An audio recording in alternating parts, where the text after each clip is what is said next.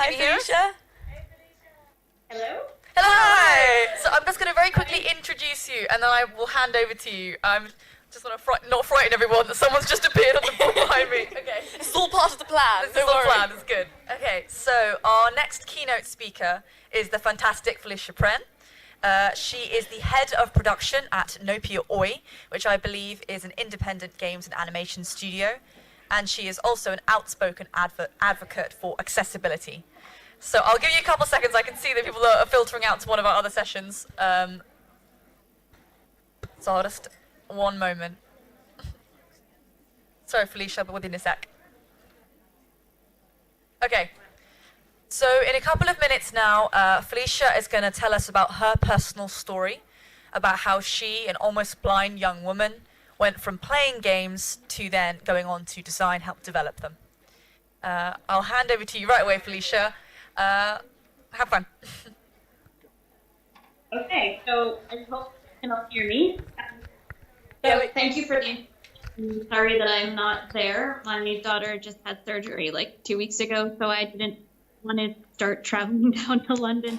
But yeah, so my name is Felicia Prehn, and I have a really kind of unique story, I guess, when it comes to working in the game industry, because I never imagined that I would work in the game industry. I've been playing video games since, I don't know, maybe age 3 or 4. I had a brother who was 10 years older than me, who was also visually impaired. He was really active with LAN parties and things like that. So he used to play Doom and the original Wolfenstein and all that kind of thing. He was really into it, basically just by shoving his face against the screen. But back in the 90s, early 90s, I think people were in those communities. The communities were much smaller, so I think they were kind of maybe a little bit more accepting in some ways. And of course, like, you know, it was most people he went to high school with and stuff, so everyone knew him and so on. So I never grew up thinking that video games weren't a thing that I could do. I just thought I played them maybe a little bit differently than other people, but I always thought that they were in some ways like an equalizer, you know, especially when you talk about like playing stuff online. People don't know that you can't see. Whereas if you want to play a real life sport with them, like hockey or football or something like that, then I think everyone kind of realizes right away that you don't see as well. But when you have the anonymity of a game, you know, it's much different. So I was always really into gaming. I had a regular Nintendo, and then for my first Holy Communion, which is like a really special Catholic day when you're like 8 years old, my family got together and raised money and got me a Nintendo 64. And that's all I did for like 2 years. It was play Nintendo 64. Pokemon Stadium and Super Mario 64 and Yoshi's Story and Kirby, and I played video games all the time. That was basically all I did, was play video games. And it was wonderful.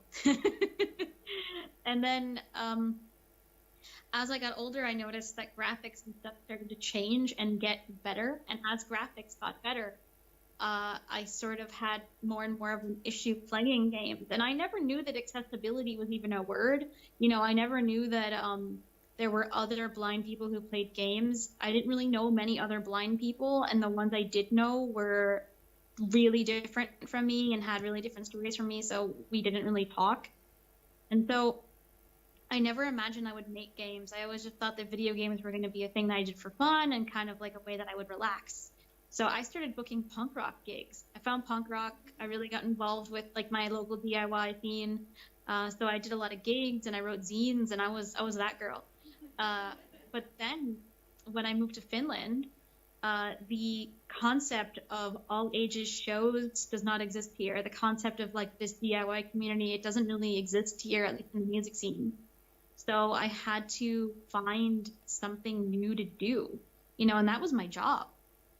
So I learned Finnish, and I also started to volunteer at my local multicultural association, doing a radio program. I had some experience with audio editing, so I would do podcasts and interviews and edit audio for them. And around that time, I met the person who would go on to be my boss. At that point, Nopia was just doing animation. My boss, Sam, used to work at a company called The Mill, which is like an VFX studio there in London, actually.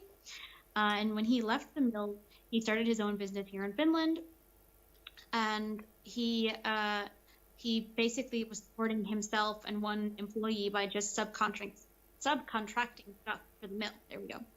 But around that time, he had been approached by a publisher to make a 3D animated mobile game. And at first, he didn't hire me to be a producer.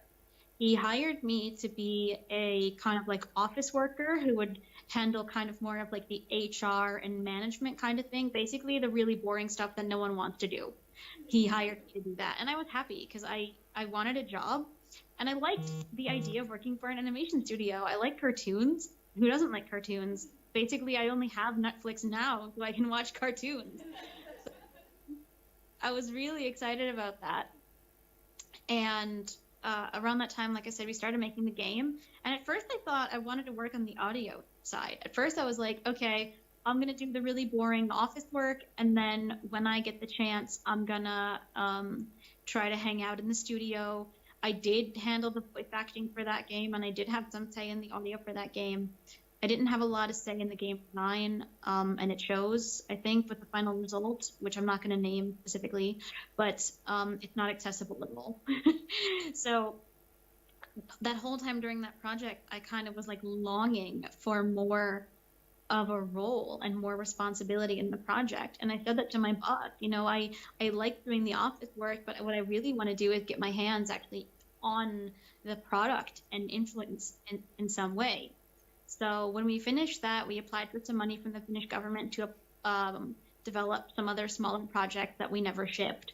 So I started working as a producer on those projects, which was great. I got to do all kinds of different things from, you know, influence the design with accessibility features and research accessibility and look up and research and communicate with other awesome disabled people to like helping with the audio to team management to basically a little bit of everything. And it felt really good.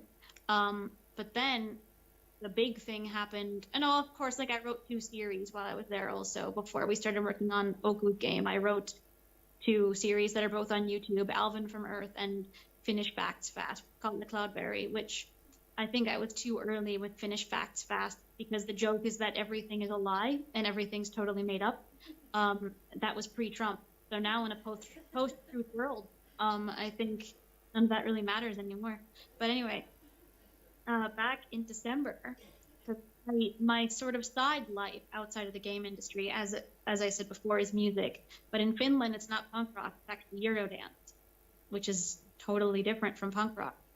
And in my side life, I'm really good friends with a lot of the Finnish Eurodance artists.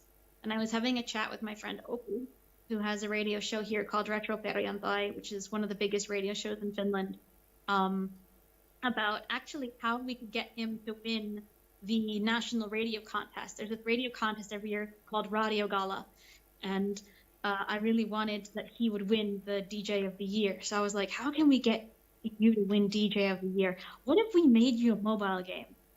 And at first I was half joking, and he was like, no, actually, I love that idea.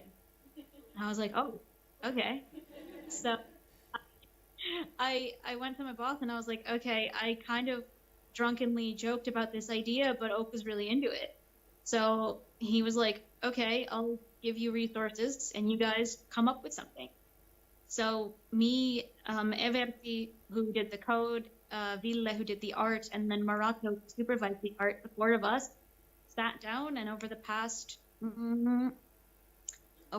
6 months, we've made a game. We shipped it 2 weeks ago. Oh no, wait, where are we? Almost a month ago. I don't know time anymore. And that was basically it. And every day now that I've been working on that project, I wake up and I realize I'm doing exactly what I want to do. Being the kind of team lead and producing that title has been so much fun. Yes, it's just a casual mobile game, but it's been a dream to work on. And even if this dies and doesn't go anywhere, I'm really looking forward to staying in the game industry and staying on as a producer.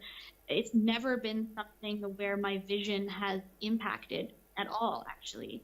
When I was in high school, back in the US, I had a really hard time with my teachers and my classmates kind of telling me all the time that I was going to be really limited in stuff that I could do. Going to college would be a waste of time. I had a hard time getting even hired at, really crappy, no-skill jobs because people would just see blindness on paper and not really kind of look beyond it, no pun intended. And I think my boss here in Finland, Demo, I think he was able to kind of be open-minded about the whole thing and realize that like I wouldn't sign myself up for something that I wasn't physically able to do, because why would somebody do that? And I think that's a very Finnish way of looking at things. I'm not saying that like disability-based discrimination doesn't happen in Finland, but I would be willing to bet money that happens on less of a level than in the US.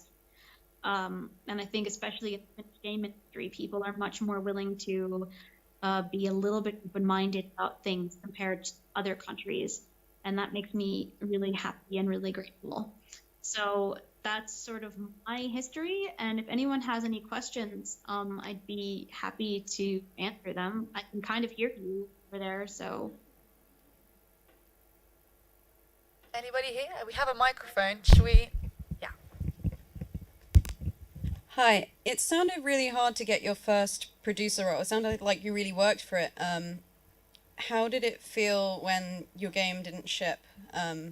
Was that tough, or were you just like loving the role and learning so much that it was kind of irrelevant? How did it feel when it shipped, did you ask? It felt amazing. It felt amazing. I was so happy that I was originally that night supposed to go to another studio's open house in Helsinki, and I actually ended up just going back to my music producer's house and opening up a bottle of wine and listening to the radio and taking a drink every time our studio's name got said on the radio. I was really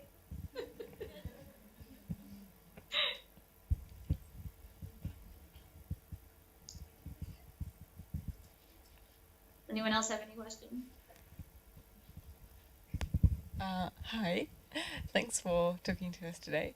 And actually, I was wondering, you were talking about accessibility and how I different... can't hear you that well. Sorry, Could you come is that closer? better? Is that Yeah, better? good now. Okay. You were talking about accessibility and how different studios and different games tackle that differently, or not at all, sometimes, right? So I just want to actually to inform myself, like if I were to look into solutions on how to make practically design decisions to make games more accessible from the ground up, where's a good resource? Like where can I look for advice before testing any game? GameAccessibilityGuidelines.com is the best website ever when it comes to kind of just like general accessibility advice. GameAccessibilityGuidelines.com. Cool. Really straightforward. Yeah. And super good as a website. And then if you want kind of more specific advice, I would say look up on Twitter the hashtag A11Y or the hashtag accessibility, and you're going to find hundreds, if not thousands, of players of different abilities. And I think everyone there is going to be more than willing to kind of tell you on a really general level what things they like and what things they don't like. So for example, with local game, all we did was not make the font small. We had larger fonts, except not in the comic. In the comic cutscenes, the fonts are super small, but the actual like text that's relevant to the game is all really big. And that does not take away from anyone's artistic vision, but it means that a heck of a lot more people can now play the game because they're not constantly having to squint and put more effort into reading text than actual gameplay. So really small, and then colorblind mode, of course, is one of those other things that is just like, I don't understand why there would be games that would not be colorblind.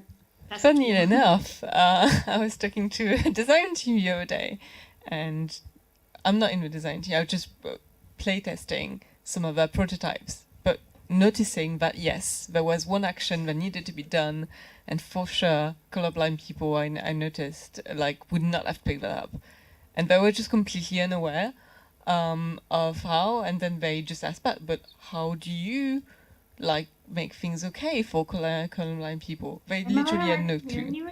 Oh, sorry. Sometimes designers just have literally no clue.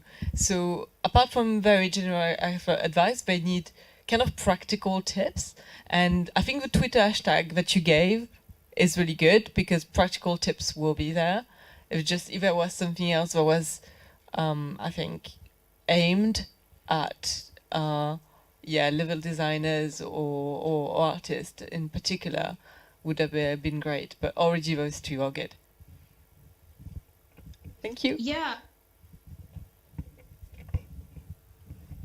I'm sorry? Oh, that's good. I was just saying thank you for the 2 tips already because I didn't know the hashtags, so I think I can pick up a lot of practical advice from there. So yeah, thanks. Do we have any more questions, anyone? Or should we round up? Cool. Thank you so much, Felicia, for talking to us today. You're amazing, and congratulations on your game. And next time you're performing in Finland, I want to come. That sounds fun. Don't like casual mobile games, computer runner, every download helps and makes me feel validated. Yeah, I think that just that was download game, play it. Yes, people. So thank you so much. I guess we're going to sign off now, and yeah, bye.